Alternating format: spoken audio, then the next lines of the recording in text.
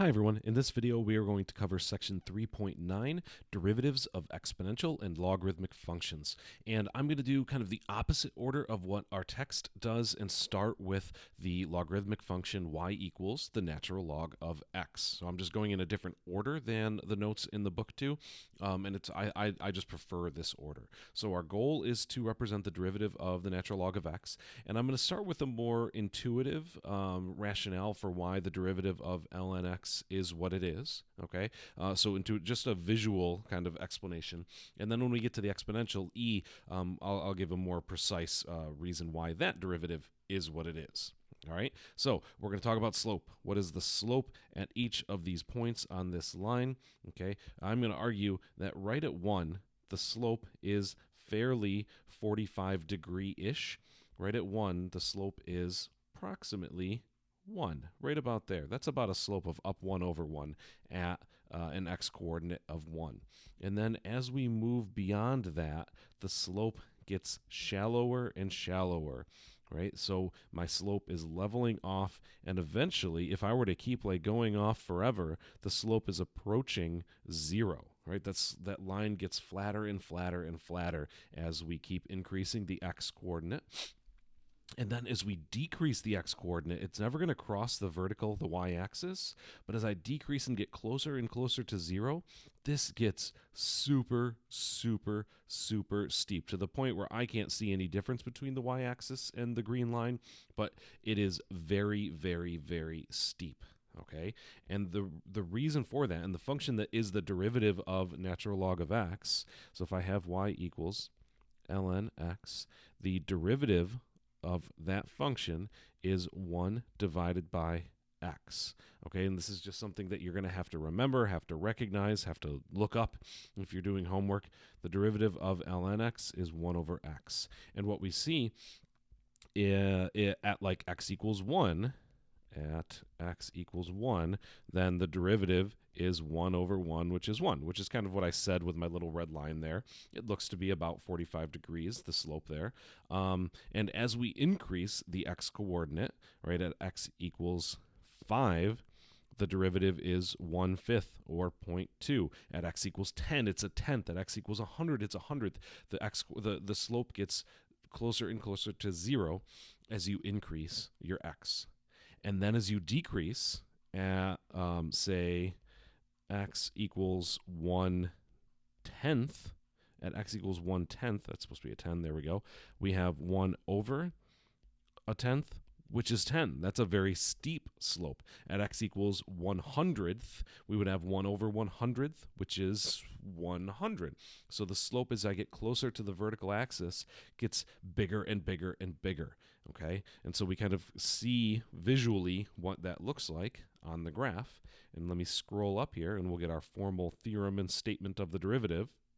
And here, if my function is ln x, the derivative is 1 over x. And then it says more generally, if I have h being the natural log of some function of x, we have 1 over what's inside of the parentheses times the derivative of the inside, right? That's using the chain rule there, okay? So if I have, let's see, if my equation is fairly simple, y equals the natural log of 4x, then the derivative is 1 over the inside, 4x, times the derivative of the inside, that's that g prime of x, times 4, and that simplifies to 1 over x, because the 4's cancel out. Or if I have another quick example, y equals the natural log of x squared, then the derivative, dy over dx, is 1 over what's inside the parentheses times the derivative of what's inside the parentheses. A little bit more cancellation on this one. So my derivative here is 2 over x. Now let's try two more that are a little bit more challenging. In this one, my function, f of x, is the natural log of x cubed plus 3x minus 4. The derivative, f prime of x, is 1 over what's inside the parentheses, x cubed plus 3x minus 4, times the derivative of what's inside the parentheses. Don't do both at the same time. X cubed, 3x squared plus 3. Okay, so don't write 1 over the derivative of the inside. Keep those steps separate in your head, all right? And if you want to just put that that part that I have in parentheses, if you want to just write that in the numerator, that is also correct. Like that. There we go. So 2 different ways to write the answer to this one. Now let's way bump up the degree of difficulty. Whoa, look at this beast. Okay, so look at the problem. Start with that. Natural log, 1 over the inside times the derivative of the inside. The inside is a fraction, so I need to use the quotient rule. In the numerator, I have a product, so I need to use the product rule. This problem is a beast, and I love it. You don't have to love it, but I do. Don't worry. So when I take my derivative here, f prime of x, 1 over what's inside the parentheses, x squared sine x, 2x plus 1, times the derivative of what's inside the parentheses. So start out with f prime g, derivative in the numerator, times 2x plus 1. But when I take the derivative of the numerator, product rule, 2x sine x plus x squared cosine x, f prime g plus, I wrote it as f g prime. I kept my x squared first. Minus, now I'm going to take the derivative of the denominator, 2x times x squared sine x, all of that mess over parentheses, 2x plus 1, that quantity squared. I want to simplify this a little bit. This is a bit messy to leave my answer. I have that 1 over a fraction. When you write 1 over a fraction, that just inverts the fraction. It flips it over. So the 2x plus 1 comes up top, x squared sine x in the bottom. And then that gets multiplied by the second fraction, 2x sine x plus x squared cosine x times 2x plus 1 minus 2x to the third power sine x over, again, long fraction bar, 2x plus 1, 2x plus 1, quantity squared. And the only other thing that I want to do with this one is cancel out that. And so if you take one step further and write this as a single fraction, that would be as simplified as I would expect to see this one. This is a little bit more challenging because we're doing a derivative of a log, we're using the quotient rule, we're using the product rule, all in the same problem. Now let's look at the function e to the x. That exponential function, its derivative, check this out, is e to the x. Well, that's very anticlimactic. The derivative of e to the x is e to the x. Okay?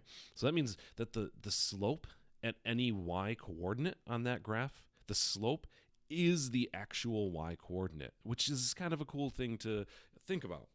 If I have e to the some function of x, the derivative is e to that function times the derivative of the exponent. This one I think is kind of interesting how we prove that this is in fact the case. If I have the function, I'm going to write this as I'm going to write it as y equals e to the x. So if I have the equation y equals e to the x, I want to ultimately take the derivative, but first I'm going to tweak it a little bit and take the natural log on both sides, the natural log of e to the x. Property of log says that that exponent can come down. So we have x times, and then the natural log of e is 1. So my equation has now become ln y is equal to x. And now I'm going to use, remember the last section where we introduced implicit differentiation. I'm going to take the derivative implicitly because y is now defined implicitly. I'm going to take the derivative implicitly and see what shakes out. All right. So we'll take on the left-hand side the derivative of natural log of y is 1 over y, because that's what we just did at the beginning of the video, times, now I differentiated the y term, so we tack on our dy over dx. And then that's equal to the derivative of x is 1. Okay. And now I want to solve for, I want to get dy over dx by itself, and I do that by multiplying both sides by y. So we get dy over dx is equal to 1 times y is y. And hey, from the beginning, what was y equal to? Well, e to the x. So the derivative of e to the x is e to the x. Cool. If I have, I'll do one more quick example here. If I have something a little bit more in my exponent, so let's say my equation is y equals e to the 2x, then its derivative, dy over dx, is equal to e to the 2x, but then we multiply by the derivative of the exponent, which is 2. So I could just write this as 2e to the 2x. Let's go through two examples involving e functions. We have e to the tangent of 2x. Do you see some chain rule action going on in there? I have to differentiate my e, then my tangent, then my 2x. Got to see that ahead of time. Okay, so when I write f prime of x, the first part is, in my opinion, the easiest part. The derivative of, ready, this is my very formal way of stating it, the derivative of e to the stuff is e to the stuff. That's really formal there. But then we multiply by the derivative of the stuff, the exponent. So the derivative of tangent 2x is secant squared 2x. And then the third layer to this chain rule times the derivative of 2x is 2. All right, so we could write this in a little bit better order. 2 secant squared 2x e to the tangent of 2x. I would have been okay with the first answer, but that just looks a little bit neater. And then we go to the other one on the right here. We have an e to the exponent, right? So we're going to differentiate that, but the bigger picture is we have a quotient rule. So my derivative is equal to f prime g e to the x squared times the derivative of the exponent, 2x, times the denominator. So that's f prime times g minus g prime is 1 e to the x squared. That's g prime f. F is the numerator, g is the denominator. Over the denominator squared. And this one, excuse me, this one we should definitely clean up. The first term we have 2x to the second power, e to the x squared minus e to the x squared divided by x squared. We could factor the e to the x squared out of that if we wanted to, but it's not really going to get anything to cancel out. So I'm going to leave that as my final answer. In this next example, we get an application problem. We have a colony of mosquitoes with an initial population. So many days later, the population is given by this function right here.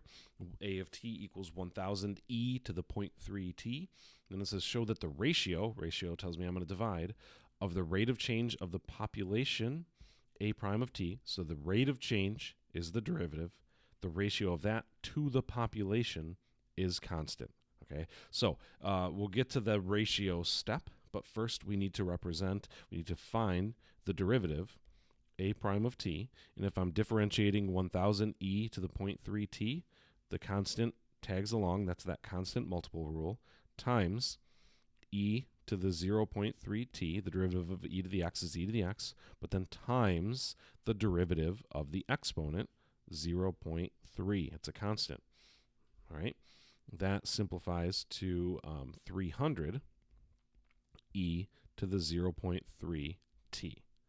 Okay, so then to finish this problem off, they want us to take the ratio of that rate of change. So we're going to take a prime of t, that to the population, divided by a of t. So we get 300 e to the 0.3 t divided by 1,000 e to the 0.3 t.